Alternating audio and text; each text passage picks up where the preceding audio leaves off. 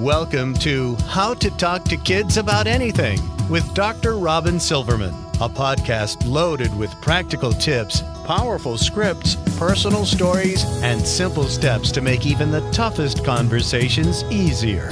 So get ready to get the information you need to make the impact you want from someone you trust, your friend, parenting expert, Dr. Robyn Silverman. Hello and welcome to How to Talk to Kids About Anything, where we give you the tips, scripts, stories, and steps to make even the toughest conversations easier. I'm so thrilled to be your host, Dr. Robyn Silverman, child and teen development specialist, author, and speaker, and most importantly, parent of two great kids who give me the opportunity to love, learn, and grow every single day, whether I want to or not. Believe me, I get it. It's not always easy, but we're in this together, and thankfully we have some great people to help us along the way.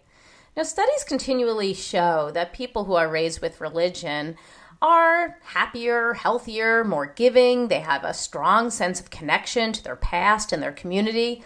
Now, most Americans are raised with some kind of religion, and yet many have started to leave their religion that they grew up with for many different personal reasons. But if religion makes us happier and healthier and more connected, how do people cope with that void that may be left after leaving their religion? And what happens to the kids who are raised without religion? For all of these very deep questions, we are turning to my next guest, Katherine Ozment. Now, Katherine Ozment is the author of Grace Without God, The Search for Meaning, Purpose, and Belonging in a Secular Age. She is an award-winning journalist who has worked in publishing for more than 25 years, including as a senior editor at National Geographic. Isn't that so interesting? For which she rode a donkey through the desert of Israel and Jordan for several weeks. Her essays and articles have been widely published in such venues as National Geographic, the New York Times, and Salon. Grace Without God was named a Best Book of the Year by Publishers Weekly and Spirituality and Health. Now, I'm not surprised because it is beautifully written and thought-provoking. You can learn more about Katherine and her book in the show notes of this podcast, as well as on her website, www.KatherineOzment.com. So thrilled you are here with us today. So Katherine, welcome to How to Talk to Kids About Anything. Thank you so much for having me. Well, before we get into everything, for those who haven't had the opportunity to meet you and read this book, can you tell us what gets you up in the morning and how this book and journey of Grace Without God came about? Those are great questions, and they are related because I get up in the morning for my three kids primarily. I mean, after coffee, of course. My book began because my kids had a lot of big questions, and I didn't know how to answer them. And I think that they were questions I hadn't answered for myself, but I kind of let that slide. But once my kids started asking them, I needed to find answers. And so I went on a 3-year-long journey to answer life's biggest questions, and the result is the book. So interesting. Well, I know in reading your book, you talk about the nuns. So what are you referring to there, and why are their numbers rising so dramatically? Sure. So the nuns, and that's spelled N-O-N-E-S, not nuns like Catholic nuns. It's actually quite the opposite. The nuns is a shorthand term for people who check none of the above when they're asked what their religious affiliation is. And for decades, people surveyed Americans and asked them, what are you? Are you Jewish? Are you Methodist? Are you Catholic? And about 5 or 6% of Americans would say, I'm none of the above, aka the nuns. And it's starting in the late 80s, that number started to kind of slowly tick up until about 5 or 6 years ago, the Pew Foundation released some really staggering statistics showing that 20% of Americans were now religiously unaffiliated or nuns. And among those, 33% of millennials, so much younger generations driving this trend. Those numbers have gone up even since that original figure, which I cited in my book, it's now about 25% of all American adults and about 40% of millennials. And so suddenly we have a really changing fabric in our society, and it affects our parenting and, childhood and family community and all kinds of ways that we're just starting to understand. And so my book was a look at, well, what do you do when you leave that structure of organized religion and you have to kind of recreate some of those things that you used to get through church or synagogue or your mosque, whatever it was that you participated in? How are parents these days making sense of all the things religion used to help us make sense of?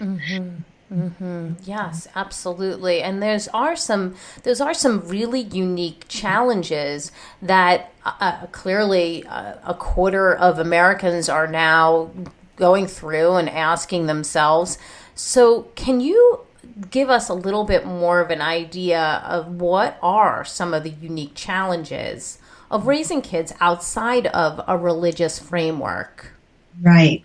And I should add that, you would ask what's driving it. A lot of people are leaving institutions of all kinds. And so a lot of us, and that creates a lot of issues. I mean, it's wonderful to be free and you don't have to do exactly what your parents did. You can marry whoever you want. And there's a real liberation, and you can sense the American spirit of individualism in that desire.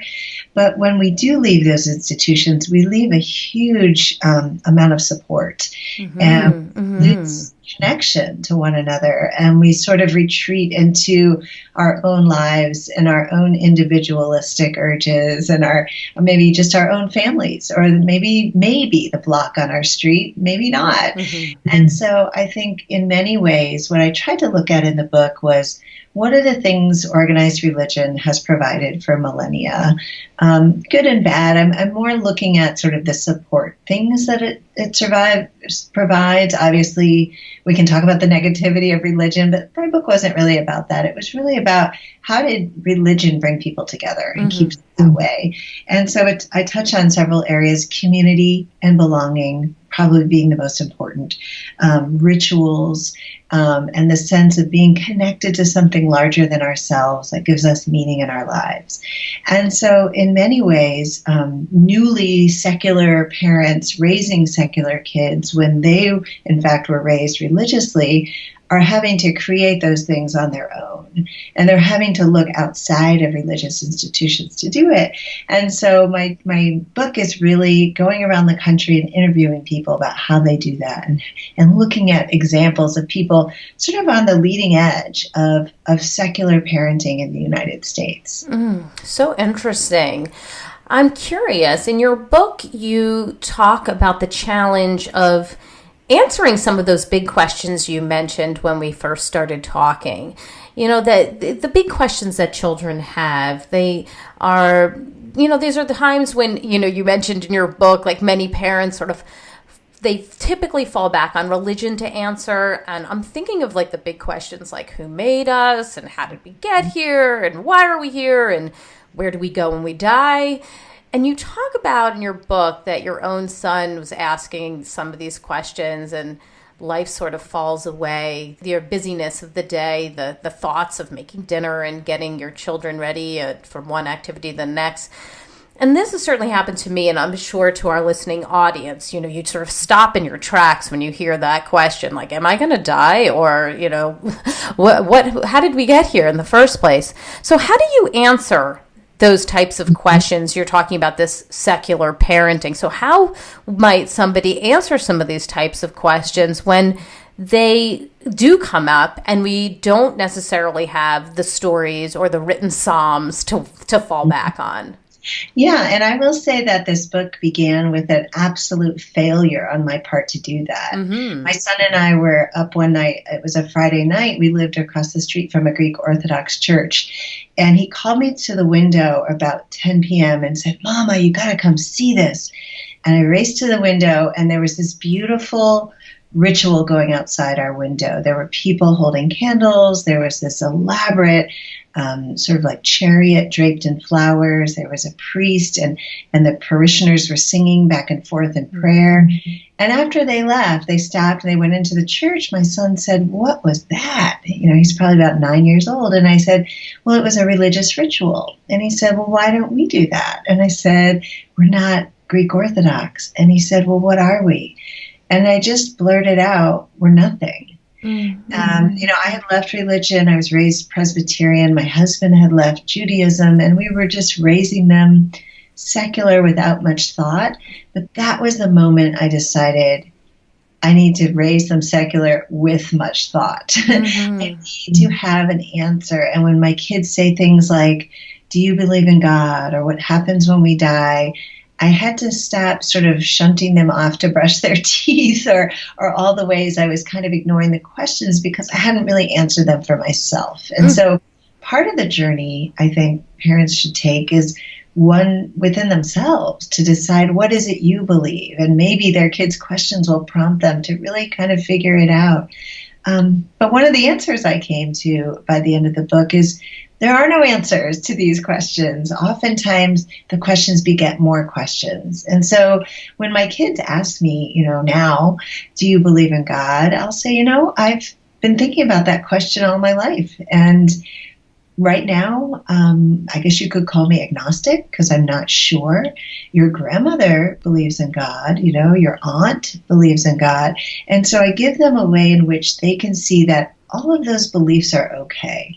And that if they end up wanting to believe in God, just because their mother doesn't necessarily, that's okay. And so I think that was really important for me to see after all the research and all the talking I'd done and really self-interrogation to figure out that, none of us really know for sure. And so why not legitimize that to our children, that when they ask, it's okay not to say absolutely this or absolutely that. It's okay to live in the questions. And that sort of became the fuel that drove me throughout the book, is just living in those questions. What a beautiful way of parenting and allowing your children permission to choose his or her own path. That your way is one way, and perhaps your family, your mother, your sister, your brother might do things differently, and they're all okay. It's the path that you choose. I think that is really beautiful, and not just in this case, but in many areas of our life, to just shine some high beams on that and say, there's one way to do things in my world, but there's another way in somebody else's, and it doesn't have to be just one way for everybody. One size doesn't fit all. Then it allows for really interesting discussions and I think a way of looking at the world with curiosity always, and not painting things in a broad brush. Yes. So not looking at our children as sort of vessels we need to fill with our opinions and our own theories of how they must live their lives, but giving them questions to consider, and yes, giving them thoughts that we might have about them, but giving them the permission to maybe think differently or explore them on their own. Exactly. Yes. So in that same vein, I just want to push a little bit more and ask you, when a child who is being raised in the secular age, if they ask something like, "Where do we go when we die?" how might a parent answer that type of a question when they don't have religion to fall back on? I know that when we have interviewed Joe Primo in the past, who specializes in how to talk to kids about death, he actually says, look, people may have religion, and that is a wonderful thing to explore when you're talking about death, but it really isn't the first point of contact when a child is asking these questions, because often kids are asking, about death. They want to know sort of the concrete statements about death. What happens when we die? Who dies? Am I going to die? Is this one going to die? That we need to be more scientific. What's your view of how we might answer questions about death? And that's a big one that I think all parents struggle with, especially if they can't offer something like heaven or God, in their heart, they don't believe that. Of course, you can say, well, some people believe this, which is always my approach. Yes. You can offer that and let them, maybe they need to hold that for a while, and maybe they'll let go of that someday. But maybe at a certain age, developmentally, it's helpful to have heaven if they want to use that. But I turned to a lot of secular humanism in the book, which I discovered on this journey, and I talked to my kids about how the importance of life is the time we're here on Earth. That's all we know that we can control, and that to live forever is to live through the way you affect others and the way you are in community and in family and in the things that you do in your life. Is heaven on earth in a way. I mean, that is how we pass on our lives and the meaning of our lives to others. And so it's really more of a focus on what we can control and what we can see. And when they talk about death, and my daughter was saying that the other day, and I said, well, you could think about it this way. She was talking about pets dying, and we're thinking about getting a dog, and she's already worried about the dog dying. Of course. Have the dog yet. And she said, well, what would happen when the dog died if it didn't go to heaven? And I said, well, we could bury the dog, and maybe the dog would fertilize the ground, and the tree near the dog would have, live longer and have more leaves. Trying to talk to them a little bit about different ways that things live on, so that there's, again, an array of choices that they can pick from. Beautiful. And I love that you're using the idea of nature to use a more nuanced conversation to understand this idea of death, and children having to deal with the death of a pet is a very big one, and something that we've interviewed people about as well. I'm curious a little bit more about how you use science and nature as ways to answer questions, but also to help to create a sense of awe and connection that you speak about in the book. So how is that done? Yeah, so science, and I think a lot of this sort of using questions as the way to sort of live your life in the questions is really about the scientific process in a way. It's a little more poetic the way I'm thinking about it, but this idea that we're always questioning and we don't, one question leads to another question, which leads to another as we continue to kind of try to untangle life's mysteries. One of the wonderful things I discovered toward the end of the book was this whole body of scientific research on awe, mostly spearheaded by a wonderful professor named Dr. Keltner out at UC Berkeley. And he and his colleagues studied the experience of awe whenever we're in nature or have some really overpowering experience. Not only does it make us feel smaller in comparison to this great thing, it makes us feel more connected to others. And even in their studies, they show that people who've been primed with an awe experience are more generous because time is kind of slowed down for them. And when we're not feeling rushed and we're not worried about ourselves, we feel we can give to others. We feel we have time to be kind and empathetic.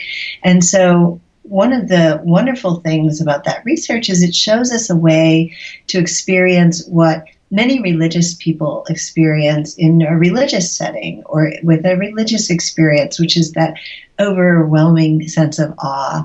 Well, we can have it in nature, or we can have it when we're with, a group of people doing some wonderful thing. Or as I write about in the book, we can even have it in a real simple moment. I talk about how my greatest feeling of awe is when I put my youngest daughter to bed and I watch her fall asleep, and I'm amazed that she's this living, growing, breathing human being. And where did she come from? And how is she here? And that is awe. And what it does is if we can stop ourselves and let ourselves notice these things, we feel deeply connected to the life cycle, to the world, to nature, to other people. And so that body of scientific research was really interesting to me to help understand how to live a meaningful life without religion, and how to get your kids to have that feeling of being part of something larger than themselves, if they're not necessarily, sitting in a religious, sanctuary, contemplating God. Well, you can do it in other ways. Mm-hmm. Mm-hmm. Yes. Wow. You took me on such a journey during that question. I was picturing so many things: sunsets and my own children falling asleep. Those moments when you do slow down, and I kind of put my hand over my heart and just stand amazed. And I absolutely have been there, and I'm sure our audience has been there as well. Thinking about those moments, maybe the birth of their child. Or even I had it when I was in the hospital room with my father. He was slipping into a coma, and our entire, family, immediate family, were all holding hands around him. And there was something so, painful but beautiful about that moment, when everything was just about the life cycle and about love and family and connection, and I felt so grateful to be there. So I think that certainly is a sense of awe, that moment where you really slow down and time falls away, and you're really not thinking about anything else but being right there in the moment. Beautifully put. Yes, exactly. So you just gave us, some important insights about some of the unique challenges of raising kids without a religious framework. You've given us some examples of how you can do that. I would love to get an idea more now of how we can raise kids who have a strong sense of belonging, that strong sense of meaning and purpose that we're after during a secular age. Besides the idea of nature and science, the awe of things, what else can we do as parents? And I honestly believe that whether or not we're religious or not, we can do these things. So what can we do to help our child gain more of a sense of belonging, meaning, and purpose?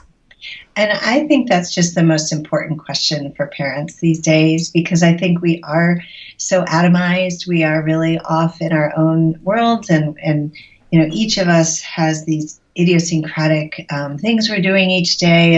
And as we leave institutions, more and more we're losing that sense of belonging and that sense of who our people are. And the research shows how important that is. One simple thing parents can do tonight at dinner is start telling your children stories about their ancestors. Whatever stories you have, grandparents, great-grandparents, whoever came here to the United States first, stories of struggle, stories of success, stories of having to work really hard. There's research from Emory. There's a professor named Marshall Duke who studied something called the intergenerational self. And what that is a sense a child has that they are part of a long line of people, and that they are not just some, random person floating around in 2018. They actually come from this long line of people who worked really hard to get here and sort of passed certain things down through the family line. And the kids who have a stronger intergenerational self are more resilient when faced with challenges in their lives. And again, I think, if you are being raised in a religious household, you might be able to call on, say, Judaism or, Mormonism or whatever that faith is that you have, to kind of get a multi-generational self and to feel like you're part of this rich history. For kids like mine, it's going to have to come from a different source. And so we can look at our ancestors, and that can be a really helpful way to get kids to feel like, at least even through time, they are not alone. And then, within the present day, it's so important to reach out around us and to find a people, because,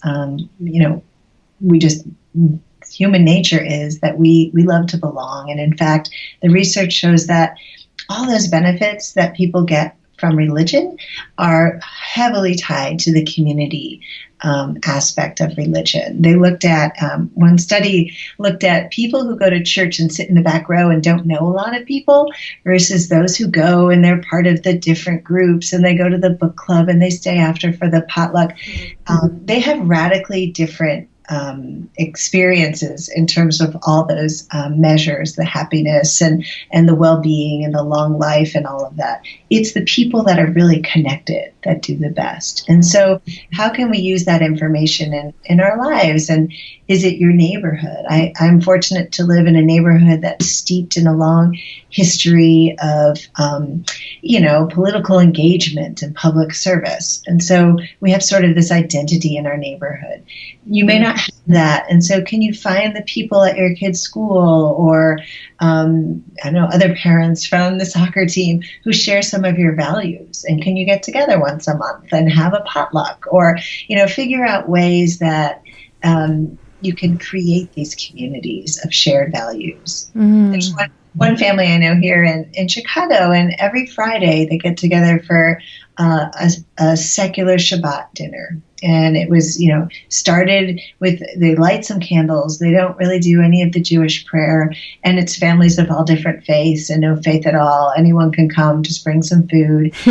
And that's their people. And their kids are growing up together, doing this thing outside of organized religion, but a really nice way to keep that feeling of community alive. Mm-hmm. Connection and community are so important. And at this time when we feel like so often we're hurried, we're running from one thing to the next, we're often overscheduled, it feels like there's a lot of homework, there's a lot of activities, that anyone can feel disconnected. Anyone can feel like they're going through life kind of passing by people and not looking them in the face, considering technology. And whereas there is some level of connection with many, but sometimes little connection with few. So I really understand what you're saying, and I think it's quite valid that you create your community, and sometimes it's not done for us in a religious sense at a particular place, other than what we create on our own. That we can bring people into our homes, we can connect with people in our community, and then create a sense of belonging simply by bringing together people who are like-minded or who you really enjoy being with. Mm-hmm. Yeah, and I think it's key to create a feeling of sacredness of that this is the thing we do that we're not going to stop doing because we have something else going on or we just don't feel like it. I think that's sort of the modern way, is to cancel or check out or feel like, I don't really have time for that. I think the key is to find a group that really wants to make this sacred and really thinks, unless I have the flu and I can't get out of bed, I'm coming and I'm going to be there. And I think that religions thrived through the millennia because people were willing to pay the cost in time, to go and do the rituals and sit there and there was a payoff for that. There were all these people and there were all these rituals but there's a trade-off. It doesn't come without effort. Mm-hmm, mm-hmm. Well, I love that idea of sacredness and, saying that you will be there because people depend on you if you're creating that community. And truthfully, of course, we depend on them because we are getting that sense of belonging and community by being together, that you are important, that you are valuable in this community, and we want you to be there and you want to be there. It's a beautiful thing. Yeah. So I would love to go back to the conversation that you had with your son that you talked about in the beginning of the book, but also on this call.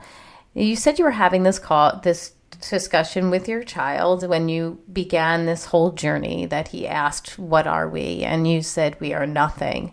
So if I was to grant you a redo, and your child asks that same question, what are we? What does this mean? Who are we?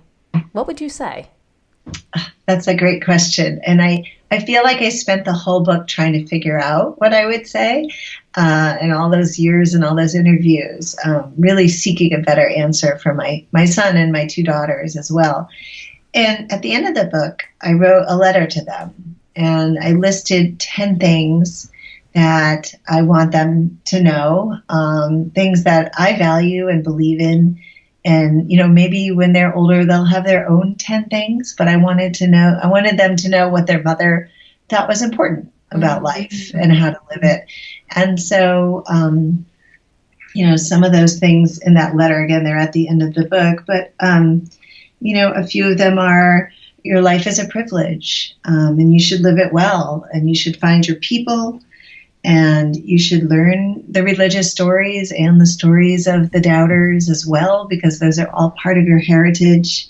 And you should make time for awe and wonder in your life. And if you do that, your life will be more meaningful. And if you seek work and connections that give you a sense of being larger than just yourself, then your life will have purpose in it. And so I think one of the realizations I came to at the end of the book was there wasn't really an answer for my son's question, because we don't necessarily think that way anymore.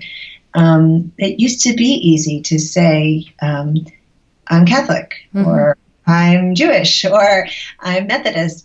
And these days, there's just so many variations, and there's so many different ways that people are making up sort of their rituals and their beliefs and their lives, so that it's hard to answer in a simple one word. So I wrote the letter kind of explaining, maybe instead of talking about a label, let's talk about what's underneath labels. Let's talk about what it means to be a human being who's thinking and questioning and striving to be a better person.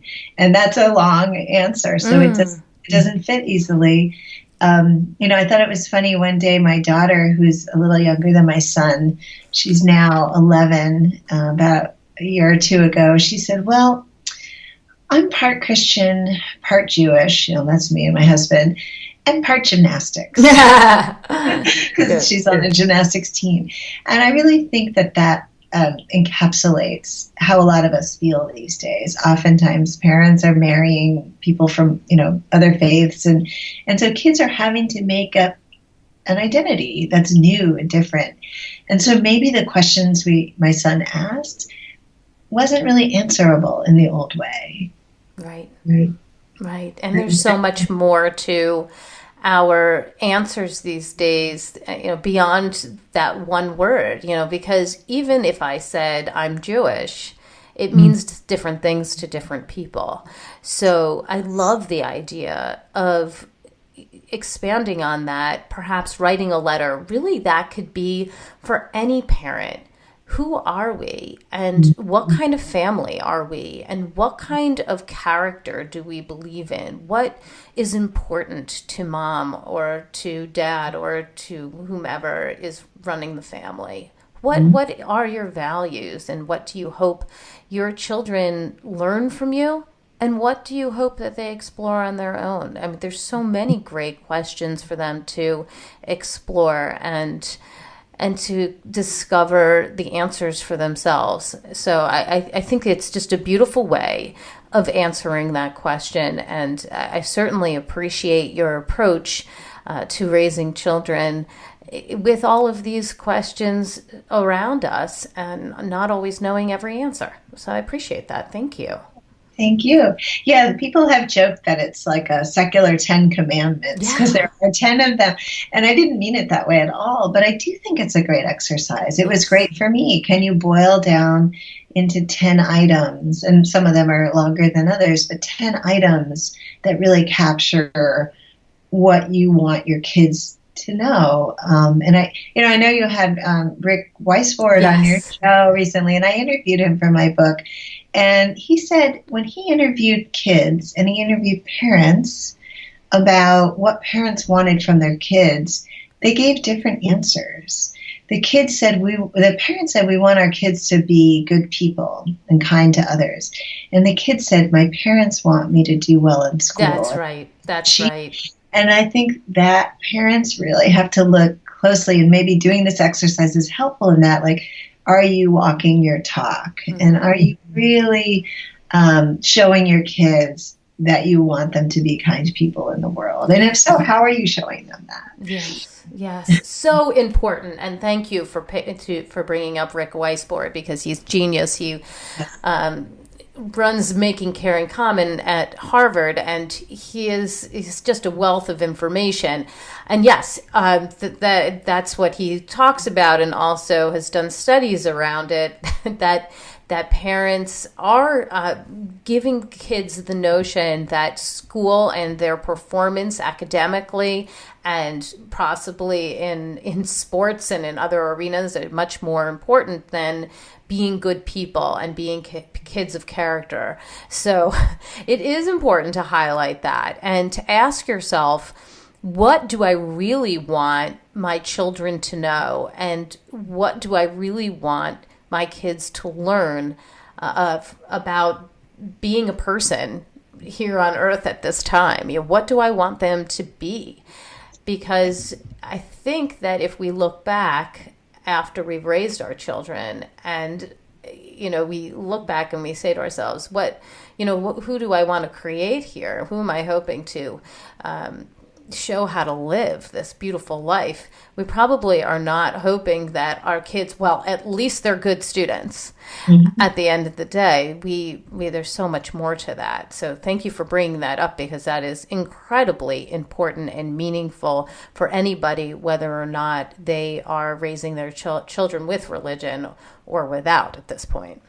Yeah, and I saw a wonderful vision of this in action. I visited a coming-of-age ceremony in Northern California.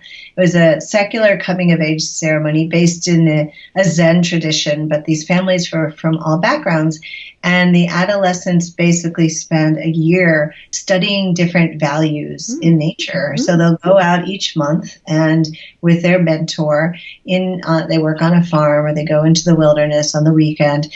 And each month is devoted to a different value, be it honesty or hard work. And I went to the final ceremony. And at the ceremony, these 20 teenagers come into the room. It's a very elaborately organized ritual, which I think is important to have a few of those too. And the questions they are asked two questions. One is, what is the thing about you that makes you unique? And then what is your gift to the world? Mm-hmm. And each child stands up. They're probably about 14 years old or 15, just right on that edge. And they profess what they hope to give the world. And I thought while I was watching that, I've never asked my children that. I've never said, what are you going to give the world? Right. Often it's, what can I give you? Right. What are you getting out of your coach or out of your teacher? And to flip that and to go back to more of a communal mentality of thinking about how are you a part of this bigger thing and what are you going to contribute to it was incredibly moving. Oh, I can imagine. And what an important question.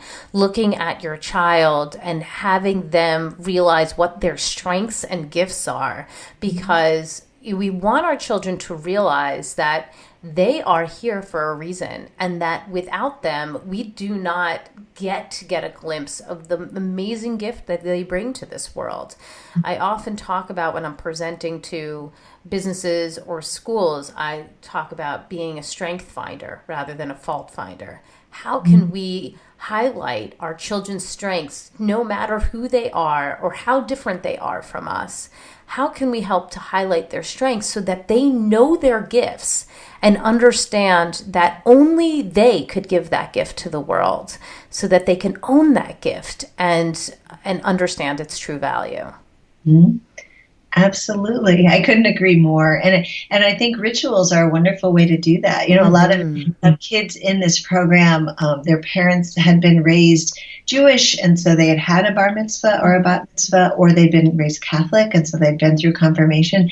And so here was an opportunity to mark that special moment in time in a secular way. Beautiful. But anyone can do that. I mean, you could just, go to a restaurant and invite a bunch of friends of the family. Or, one dad told me he had all of his friends write a letter to his son upon graduating from high school. And he made a book out of it. Yes. And so there was a book of life lessons for this child and things that he could use and feel like part of this community that he is now stepping up to. Oh, what a beautiful idea. And I bet you people are jotting that one down. That's a wonderful idea. And I think I may use that one. I'd love it. Thank you so much. What is your top tip out of all the things we've either talked about or perhaps haven't talked about yet? What would you say is your top tip to raising a child who gets the meaning, the purpose, the belonging in a secular age?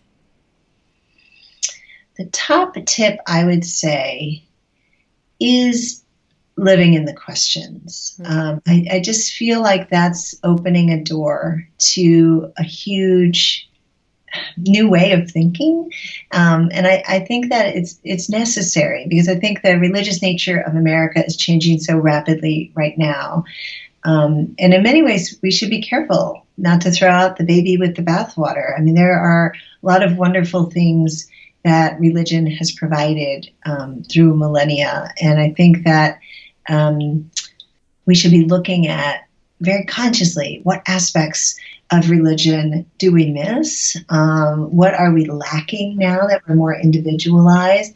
And how can we find them and bring them into our lives more, religious or non-religious? Mm-hmm. And I think part of the problem with today's age is we want a quick answer to everything. Yes. And we want a black and white answer. So, a lot of the people in the non-religious community just think religion is ridiculous, and a lot of people in the religious community think, anyone who's not religious is going to hell. And so when you're living in the questions, there's no room for that. You are really living a curious life, potentially full of wonder, because of everything you see is an opportunity for growth. Everything you see is opportunity for connection. And so that's sort of my umbrella, I guess, for all of the ideas I try to encapsulate in my book. Mm-hmm. It's beautiful and wonderful, and I'm so glad to have you on. And I know people are going to want to have more information about you and your book. So could you give us the resource of the week, please? Sure. Well, my book, everything about my book, including a reading group guide, like for a book club, and even some exercises for coming up with those 10 items that you want to share with your kids, are all on my website. It's KatherineOzment.com, KatherineOzment. And you can reach me. You can contact me through there if you have specific questions. And in my book, there's a huge section of resources at the end with very specific organizations and books to read for all different ages of kids and also for the parents. And so I think that, there's just a wealth of information out there, and I tried to bring it all together in one place. Well, it seems like you've done a wonderful job, and I couldn't be more grateful for having you on the show today. I thought that was fascinating. I was so thought-provoking. I loved listening to it.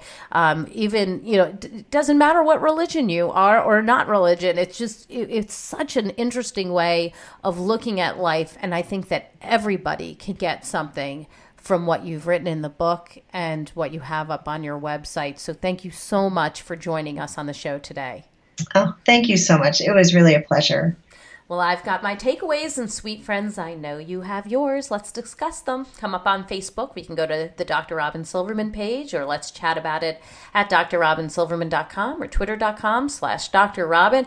And I'm on Instagram now, and I'm just starting to put all the memes up and quotes up from our fabulous guests. And that's under Dr. Robyn Silverman on Instagram, and I'm having the best time, so come on over. And if you love this podcast like I do, I hope you would go up to iTunes and rate and review it.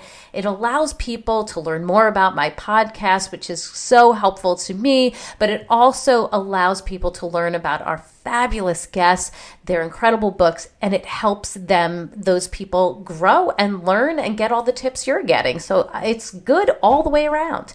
Thank you so much for joining us today. That's all the time we have, my fellow parents, leaders, and educators. Thank you for tuning in to How to Talk to Kids About Anything. For more information on books, articles, speaking engagements, or curriculum, please visit drrobynsilverman.com. So many great podcasts up there. The show notes will be up there as well. I look forward to weathering the storms and enjoying the sunny side of life together. And please remember, even on the days when we fall short, you've got this. You're here. You're getting the information you need. I know it's not always easy, but never forget there's always tomorrow. Parenting is the ultimate do-over. We can go back. We can say, I'm sorry. We can do it again. I see you. I'm right there with you. And as there are moments when we doubt our know-how, our choices, and our sweet, sweet sanity, please know you are 10 times the parent you think you are. Until next time, this is Dr. Robyn Silverman with How to Talk to Kids About Anything. Please tune in again and keep connecting through conversation. See you next week. You've been listening to How to Talk to Kids About Anything with Dr. Robyn Silverman. For more information on books, articles, speaking engagements, or curriculum, please visit drrobynsilverman.com.